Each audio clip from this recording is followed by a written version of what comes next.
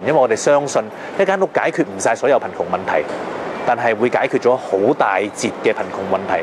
地產佬發夢做英雄，用屋扶貧最好。3年前 ，Ricky 有總經理唔做，走去成立地產界嘅社企要有光，皆因佢相信安居先至可以幫人脫貧。但係冇間屋係好多嘢都唔得嘅。我自己嘅父母都係戰後新移民，透過上到樓睇住成個家庭嘅發展咧開始改變。Ricky 唔係做慈善，而係搞一盤三贏嘅生意。佢向有心嘅業主包租單位，變成光房，再分租俾有困難住劏房嘅單親婦孺。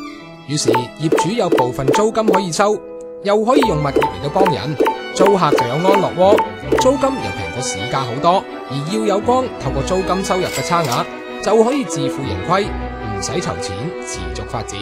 佢賺唔到平時賺嗰啲咁多，但係佢依家佢覺得冇所謂，因為人唔係淨係賺錢，我想賺埋個心。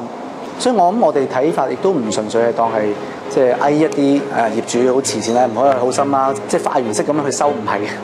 今次我哋係幫你解決緊個問題，其實一路你發揮緊個慈善作用，亦都唔使你麻煩嘅。光房唔止係一間屋，仲能夠重建人同人之間嘅關係。好似呢間554平方尺嘅藍田光房，3間房分別租咗俾3個家庭，單親媽媽會互相幫手煮飯，又可以傾下心事。讀大學嘅大哥哥就可以幫同屋嘅小朋友補習。透過合租嘅模式，可以翻我哋真係以前香港我住屋村嗰個年代嗰種街坊鄰里關係，係而家香港最缺乏。咁我哋好希望重建呢樣嘢嚟豐富呢班單親媽媽嘅生活。Ricky 話：佢最開心係睇住住戶阿瓊嘅轉變。我啱啱識佢嘅時候咧，即係同佢傾偈咧，咁佢都係會覺得，哎呀，我淨係識收仔㗎咋，我其他嘢都唔識㗎。